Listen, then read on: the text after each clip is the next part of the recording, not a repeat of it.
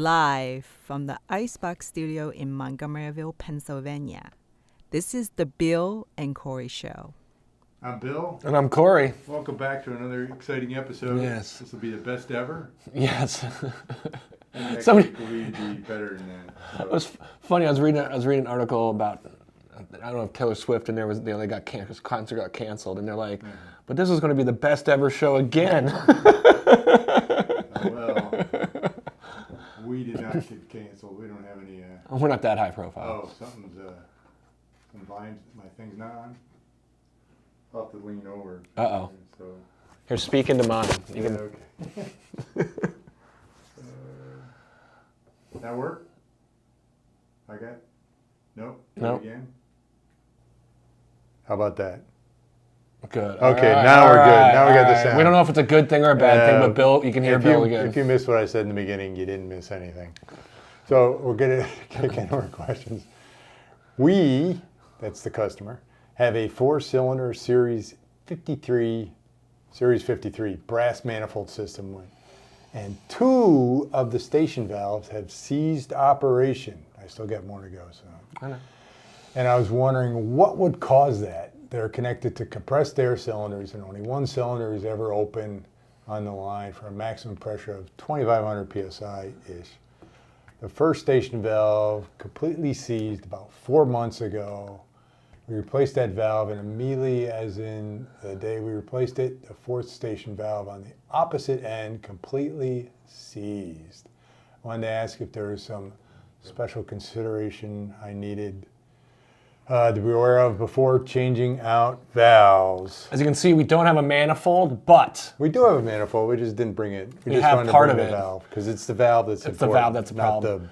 And as you can see, for the brass one, you can easily change it out if it does become seized. The stainless steel half-inch pipe thread. half-inch pipe thread, and Or this pipe is tape, CJ 346. Yep, that's The stainless steel manifold, unfortunately, we back-weld them, but we do have repair kits, like you said, so if something were to happen. But to the valve seizure, so as you can see, this one, you open, closed, open. And then if you think it's not open and you think it's closed, you come by the manifold and be like, oh, I got to make sure, something's not going right. So what you're saying is when you open the valve. Oh, I'll get to that part. Oh, I'll get to that part. you- Hold on. Okay. And so some people might come by and not think it's closed or open, and they're like, oh, and you can see, and then you can't feel what I'm feeling, but it's sticky. It's sticky right there at the end. And then you go, hey, it's not "Hey, open. it's I not got to open. do more. I got to do more, and then people crank down on it, and then it'll seize right here. As you can like, feel oh. it just with no pressure on it. I can feel that the valve is already sticking. So when you open it, after you open it, you got to back it off a little bit, and it will prevent it from seizing. Right. So you're saying when you, so you get the valve, and let's pretend it's closed. All right. And then when you open it, and then it's all the way, and then You open it up. back it off just a little bit. That's so when the next person comes in and they go, oh, it's closed, I need to open it. Yeah, And that helps too. Then they'll turn it and they'll go, oh, wait a minute, it's already open. Instead of thinking that it's stuck, and instead of not realizing it is open, thinking it's stuck open, and then you're really wrenching down on the valve and cause even more damage, trying to open an already open valve. So that, it's depending on our applications, though, we do have valves that clearly show you when it's open and closed. These are not one of them, unfortunately. Quarter-turn valves. But you could still kind of jam it if you're not sure what. Yeah. Still. I mean, you could put a marking on it, too, maybe, or something. I don't know. But that's different as a stop. Yeah. So when it's open, so you're not going to jam. Yeah, you're not going to jam it open on a quarter-turn valve. But this is a station valve, so it's not going to. We don't have these quarter-turn. No.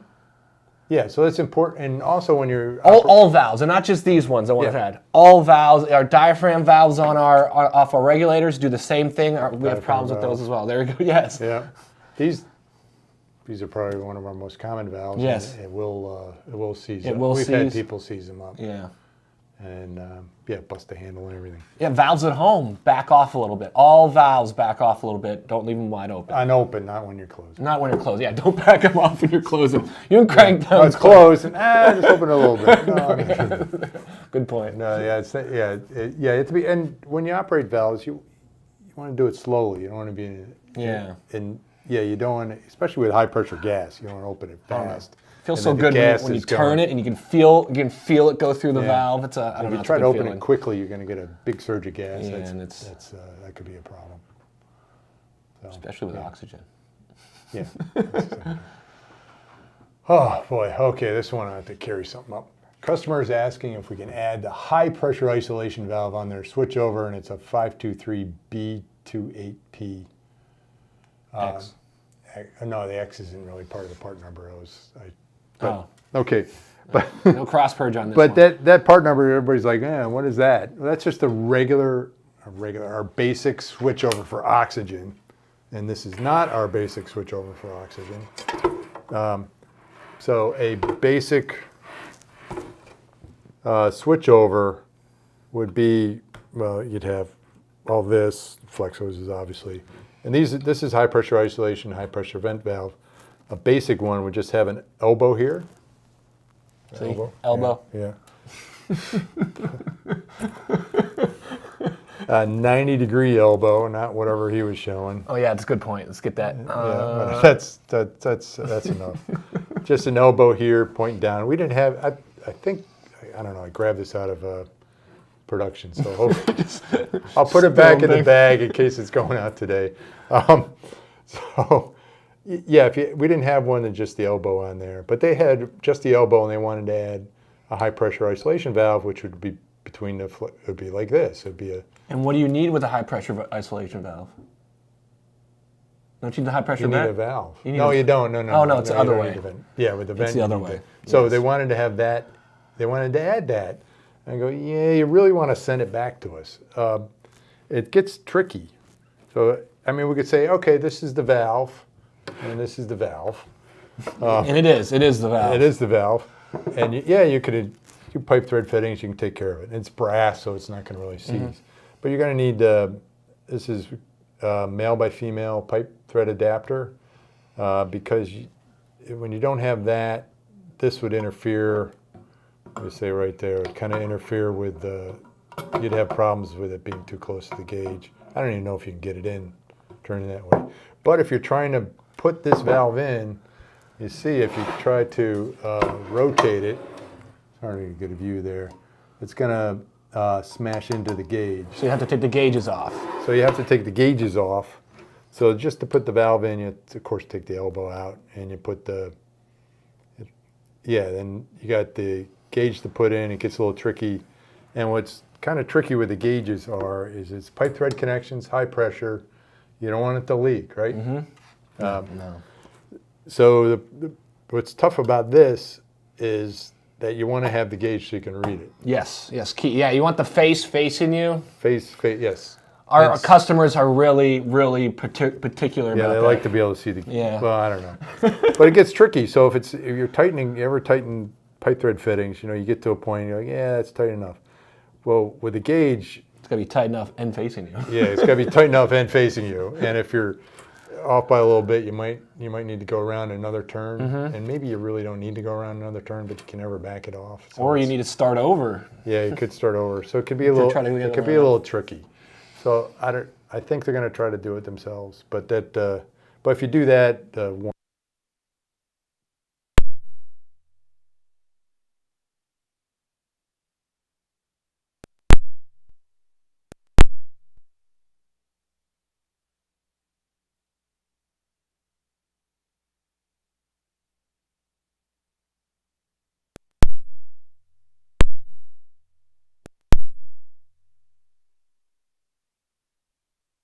oil's in there, and then you put the oxygen on. Now you get a little fire, and that would be a bad thing. Especially if somebody decides, oh, it'll make it easier. Use a little bit of lube on this or something. I don't know. Okay. Next question. We got it in there. Could you please share Model 1170 series gas cabinets, fire sprinklers, data sheet? It's a couple possessives in there. I don't know if that's right or not. Jessica could probably tell us. We want data sheet because we will make water connection to the sprinkler. We need to know K factor, requested water pressure, and water flow values. Thank you in advance. It's very polite. Now, correct me if I'm wrong. You do most. I will correct you if you're wrong. But we have in our literature, we have how many gallons per you need. for the Yeah, I don't sprinkler. have that memorized. I don't. But I'm just saying we. Well, yeah, we just have we list the suggested amount of gallons per minute flow rate. But we do have a data sheet for this, and there's nothing special about this sprinkler. It's just an off-the-shelf sprinkler. Yeah, this is a Viking VK102. Do we have the sheet or no?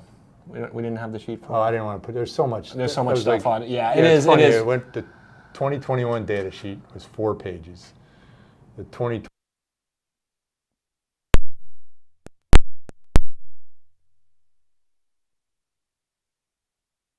The approvals on it and.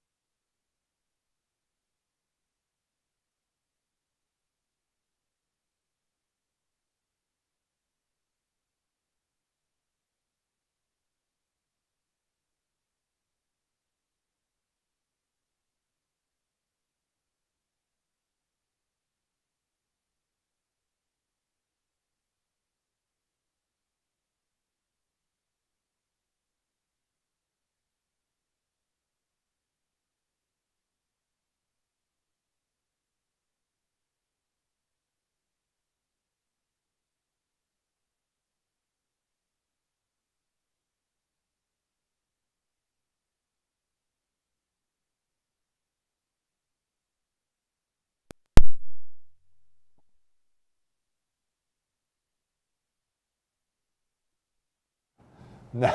So wait, you're saying non-British people make That's not legit. You're then. not going with that? Yeah, that's not legit. No, I'm sorry, it's made by Americans. When you win the war, you get to make the rules. So they're looking for the BS14. That's BS for British Standard. Okay, don't think any other BS. Dash what? That's for toxic and corrosives. This is not a BS14. This is a BS something else. This is a BS4. And this is for flammable gases. So, yeah. And this is BS3. Did I show that right? That's the BS4. And this is a BS3. And that's for your inerts, argon, nitrogen, and stuff. You didn't bring a BS76 with you? That's their connection for Earl Grey. The old cylinder of Earl Grey, yeah. Yeah, that'd be really 73. That's when we dumped all their Earl Oh, Grey. you know, I couldn't think of the exact date. I knew it wasn't 76, but I was like, is it 74, 75, Yeah. 73? So, yeah, these we happen to have in stock. So if you order it, maybe we got it in stock. Maybe we don't, but we can get it. We can get it. A week or two, maybe. So, yeah. Depending on how the air is pushing that week for the sailboats. Oh, yeah, it depends on how the trade winds. The trade winds are very important, getting the British Standard fittings. The Gulf. Made in the USA. The Gulf Stream is clicking, we'll see. Yeah. I hope they don't mess up the Gulf Stream. So anyways. Not to get off topic.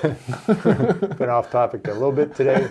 So that's all the questions we're going to cover for this week. Tune in again next week for another episode of the Bill and Corey Show. Set your VCRs.